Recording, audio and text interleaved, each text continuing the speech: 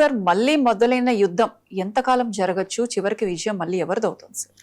Yes అండి, ఇది ఇప్పుడు ఇరాన్ యునైటెడ్ స్టేట్స్ ఆఫ్ అమెరికాల మధ్య యుద్ధం మొదలైంది. మరి ఈ యుద్ధం ఆగుతుందా ఆగదా అనేది అత్యంత ప్రధానమైన ప్రశ్న అండి. కానీ నాకు తెలిసి యాజ్ ఏ జియో స్ట్రాటజిస్ట్గా అక్కడ ఉన్న జియో పొలిటికల్ సిచ్యువేషన్ని, ఈ యొక్క Trump mind set, Benjamin Netanyahu mind set, ఇటు ఐఆర్జీసీ ఇరాన్ ప్రజలు, ఇరాన్ యొక్క మైండ్ సెట్ని గల్ఫ్ కంట్రీస్లో ఈ పరిస్థితులన్నీ గమనించాం. ఇరాన్కి సపోర్ట్ చేస్తున్న ఇక్కడ చైనా, రష్యాలు యొక్క మనస్తత్వాన్ని, అమెరికా, ఇండియా, మిగిలిన దేశాలు జోక్యం ఉండబోతుందా, యుఎన్ఓ విఫలం అవడం అనేది మనం చూస్తున్నాం. వీటన్నిటినీ గమనించి తర్వాత ఇటు ఇరాన్, అమెరికా బలాలు, బలహీనతలు, వాళ్ళ యుద్ధ వ్యూహాలు, ఇప్పుడు జరగబోయే ఎలక్షన్, వీటన్నింటినీ ఆధారంగా మనం అసెస్ చేస్తే ఇప్పుడు ఇరాన్ యునైటెడ్ స్టేట్స్ ఆఫ్ అమెరికాల మధ్య నాకు తెలిసినంత వరకు వచ్చే 6 నెలల పాటు ఒక సుదీర్ఘ కాలంగా యుద్ధం జరిగే అవకాశాలు ఉన్నాయన్నమాట. అత్యంత డేంజరస్ యుద్ధంగా ఇది పరిణమించే అవకాశం ఉంది. ఎందుకంటే ఇటు ఇరాను ఈ దీర్ఘకాలిక యుద్ధానికి అన్నింటినీ అక్కడ మోహరించి పెట్టుకుంది. ఇరాన్ దగ్గర ఇప్పుడు ఆల్మోస్ట్ 30,000 వరకు మిసైల్స్, వాటిని పునరుద్ధరించుకోవడానికి అండర్ గ్రౌండ్ ఫ్యాక్టరీస్, డ్రోన్లు 1,00,000 వరకే డ్రోన్లు ఉన్నాయి. అంటే సుదీర్ఘకాల యుద్ధానికి ఇరాన్ అయితే మంచిగా ప్రిపేర్ అయ్యి ఉంది.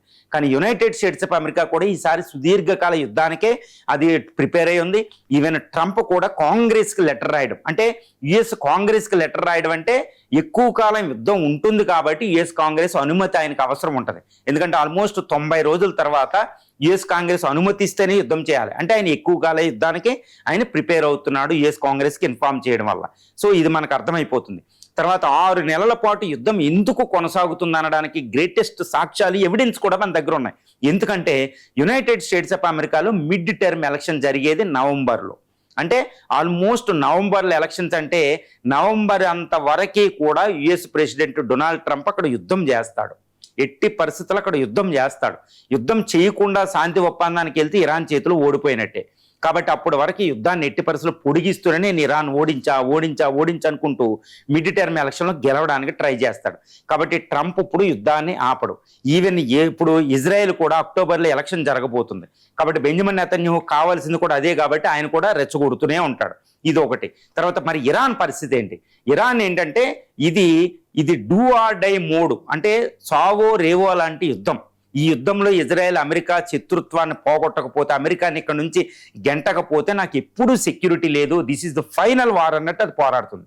రీసెంట్గా ఆయతొల్లా అలీ ఖైమోనీ యొక్క ఖననం సందర్భంలో ఇరాన్ ఐక్యత బయటపడింది. కాబట్టి ఇప్పుడు IRGC, Islamic Republican Guards Corps, వీళ్ళందరూ ఏంటంటే ఇంకా ప్రాణం పెట్టి పోరాడడానికి కావాల్సిన సపోర్ట్ ప్రజల ద్వారా వచ్చేసింది.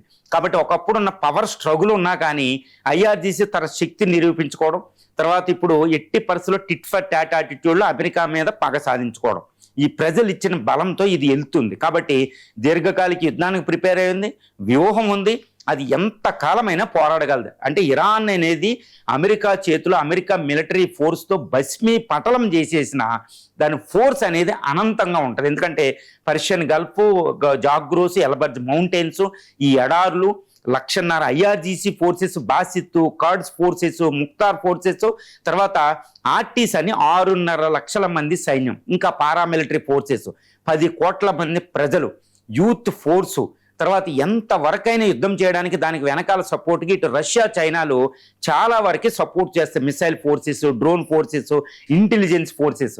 కాబట్టి అది యుద్ధం చేయడానికి కావాల్సిన శక్తులు దీర్ఘకాలిక యుద్ధానికి ఇరాన్ దగ్గర ఉన్నాయి. కాబట్టి యుద్ధం అనేది చాలా వరకే కొనసాగిద్ది. 6 నెలల పాటు యుద్ధం అనేది నవంబరు, డిసెంబర్ వరకు యుద్ధం కొనసాగిద్దండి. అప్పటి వరకే ట్రంప్ మిడ్ టర్మ్ ఎలక్షన్ అయిన తర్వాత ఆయన యుద్ధ విరమణకి వెళ్ళొచ్చు. అప్పటి వరకే మాత్రం యుద్ధం కొనసాగుతుంది. మరి యుద్ధంలో చివరికి విజయం ఎవరు వస్తుంది అనేది కూడా మనం చెప్పొచ్చండి. ఇప్పుడు ఇరాన్ బలాలు, బలహీనతలు, అమెరికా బలాలు, బలహీనతలు, గల్ఫ్ దేశాలు, ఇటు ఇజ్రాయెల్ అన్నీ గమనిస్తే గల్ఫ్ దేశాలు ఎంతసేపు అమెరికా మీద ఒత్తిడి చేస్తాయి. ఎందుకంటే ఈ యుద్ధంలో ఎక్కువ నష్టపోయేది ఇరాన్ కంటే ఎక్కువ గల్ఫ్ దేశాలు. ఆ విషయాన్ని మనం చాలా జాగ్రత్తగా చూడాలి. ఎందుకంటే గల్ఫ్ దేశాలు స్వయంగా అమెరికా మీద ఆధారపడి ఉన్నాయి. కానీ అమెరికా యొక్క ప్యాట్రాయిట్ థర్డ్ ఎయిర్ డిఫెన్స్ సిస్టంలో ఇరాన్ మిసైల్స్ డ్రోన్ నుంచి అమెరికా వాటిని రక్షించలేదు. కాబట్టి వాళ్ళ ఇన్ఫ్రాస్ట్రక్చర్ అంతా నాశనమైంది, ఇంకా నాశనం అవబోతుంది. ఆయిల్ ఎక్స్పోర్ట్స్ అవ్వవు, ఎకానమీలు కొలాప్స్ అవుతాయి. ఇస్లామిక్ బ్రదర్హుడ్ తర్వాత ఇరాన్ అనేది ఇస్లాం రక్షకుడుగా నిలబడిపోయింది.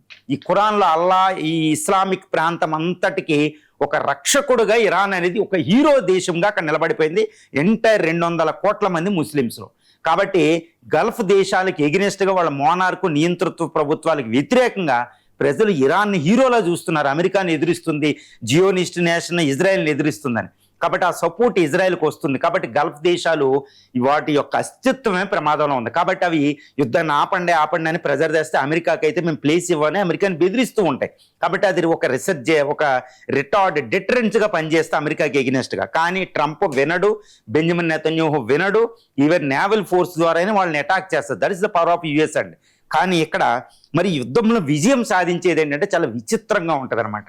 ఇప్పుడు ఎంటైర్ గ్లోబ్ మొదటి ప్రపంచ యుద్ధం, రెండవ ప్రపంచ యుద్ధాలు, ఎప్పుడైనా యుద్ధాలు కొనసాగితే యుద్ధంలో ఒకరికొకరు కొట్టుకున్న వాళ్ళు ఓడిపోతారు, బలహీనం చెందుతారు.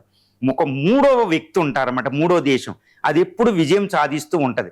మొదటి ప్రపంచ యుద్ధాన్ని ఒక్కసారి చూస్తే 5 సంవత్సరాల మొదటి ప్రపంచ యుద్ధంలో మొట్టమొదటి 2-3 సంవత్సరాల పాటు అమెరికా ఇన్వాల్వ్ అవ్వాలి, సూపర్ పవర్గా ఎలక్ట్ వచ్చింది.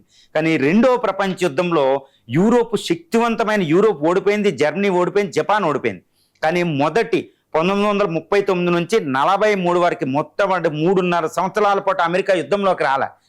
వీళ్ళకి ఆయుధాలు ఇవి అమ్ముకొని సూపర్ పవర్ అయిపోయింది వెంటనే, బ్రిటన్ కూడా దాటేసి అది.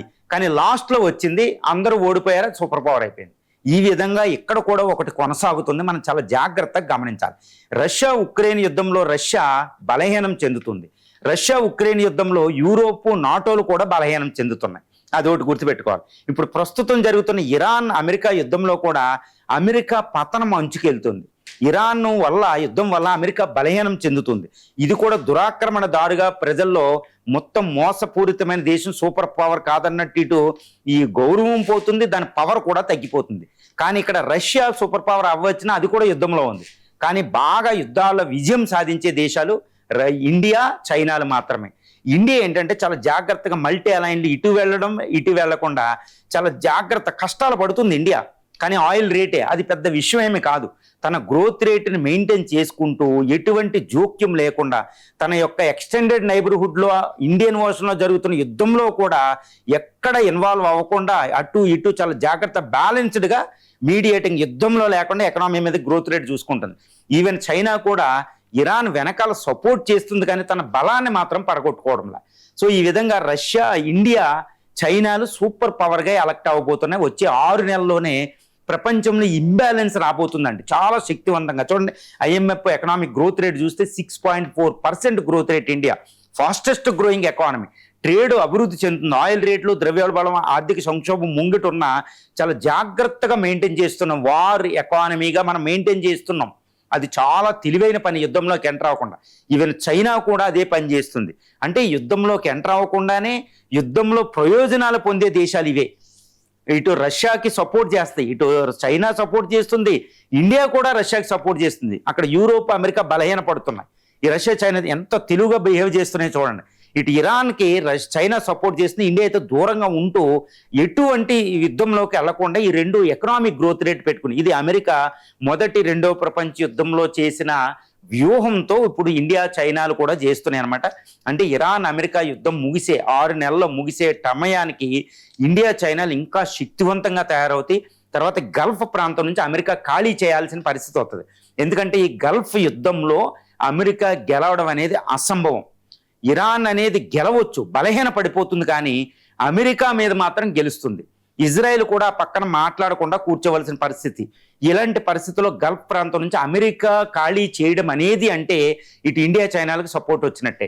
ఎందుకంటే ఇండియా అనేది గల్ఫ్లో తిరుగులేని దేశం అండి. ఇటు ఇజ్రాయెల్ ద్వారా, ఇటు UAE ద్వారా, ఖతార్ ద్వారా ఒక తిరుగులేని శక్తి అనమాట. అక్కడ మనం చాలా దగ్గర ఇండియన్ ఓషన్లో భాగం అవ్వడం వల్ల చైనా కూడా అక్కడ తిరుగులేని శక్తి సంపాదించింది ఇరాన్ ద్వారా. అది కాబట్టి రష్యా అక్కడ ఉంది.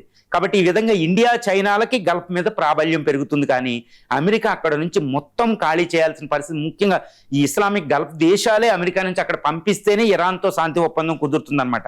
సో ఈ విధంగా వచ్చే 6 నెలల్లో ప్రపంచంలో వచ్చే సెంచరీలో సూపర్ పవర్ ఎవరో డిసైడ్ చేసే యుద్ధం జరుగుతుందన్నమాట. కాబట్టి ఆ యుద్ధంలో ఇండియా చైనాలే విజయం సాధించబోతున్నాయి. యుద్ధం చేసుకుంటున్న పార్టీలు బలహీనపడిపోతున్నాయి. ఇది ప్రపంచంలో యుద్ధాలు మొదటి రెండో ప్రపంచ యుద్ధాలన్నీ నేర్పిన ఒక గుణపాఠం. దాని నుంచి ఇండియా స్ట్రాటజీ. మరి ఇండియా ఏం చేయాలంటే, చైనా ఆల్రెడీ ప్రాబ్లం ఏం లేదు, దాని ఎకానమీ అంతా జాగ్రత్త పెట్టుకుంది. కానీ ఇండియా కొన్ని కష్టాలు ఉంటాయి. అందుకనే ఇండియాకి ఇది ఒక బిగ్గెస్ట్ టెస్ట్ అనమాట. ఎందుకంటే ఇండియన్ వర్షన్ మన పక్కన జరుగుతున్న యుద్ధం, దాంట్లో జోక్యం చేసుకోకుండా వచ్చే 6 నెలలు చాలా జాగ్రత్తగా మెయింటైన్ చేయాలి. అదంత ఈజీ కాదు. ఇటు ఇరాన్ బెదిరించుకుంటూ మన షిప్ల మీద అటాక్ చేస్తే దాన్ని బెదిరించాలి, కానీ ఇరాన్ మీదకి యుద్ధానికి వెళ్ళకూడదు, ఏ మాత్రం జోక్యం చేసుకోకూడదు. అమెరికా ఎంతటి రెచ్చగొట్టినా ప్రొవోక్ చేసినా మనం మాత్రం చాలా దూరంగా ఉండాలి. కాబట్టి ఇటు ఈ చైనా, ఇటు ఇరాన్, ఇటు అమెరికాని బెదిరించుకుంటూ యుద్ధంలోకి వెళ్లకుండా ఉండాలి. మన యొక్క గల్ఫ్లో మన ప్రాబల్యాన్ని మాత్రం మన 1 కోటి మంది భారతీయులను చాలా జాగ్రత్తగా చూసుకుంటూనే, అక్కడ మన భారతీయులు అక్కడ ఉంటూనే ఇటు యుఏఈ, ఖతారు, తర్వాత ఒమన్, ఇజ్రాయెల్తో మన సంబంధాలను అట్టి పెట్టుకోవాలి. ఈవెన్ ఇరాన్తో సంబంధాలు కూడా పోకూడదు. ఈ విధంగా మనం చాలా జాగ్రత్తగా ఉండాలి. కానీ ఈ యుద్ధంలో ఇప్పుడు ప్రస్తుతం ఆయిల్, గ్యాస్ ప్రాబ్లం కాబట్టి రష్యా, వెనిజులా, ఈ నైజీరియాస్ నుంచి తెచ్చుకుని ఈ డాలర్ వల్ల రూపీ విలువ పడిపోయినా కానీ యుద్ధంలోకి వెళ్ళకూడదు.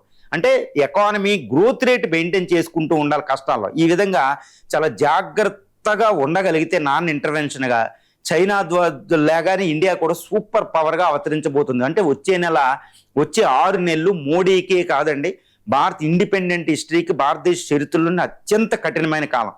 కానీ ఈ కఠిన కాలాన్ని చాలా జాగ్రత్తగా వ్యూహంతో నాడాల్సిన పరిస్థితి. ఒక రకంగా చెప్పాలంటే అందరూ ఇండియా యుద్ధంలో లేదనుకుంటారు, కానీ ఇండియా యుద్ధంలోనే ఉంది.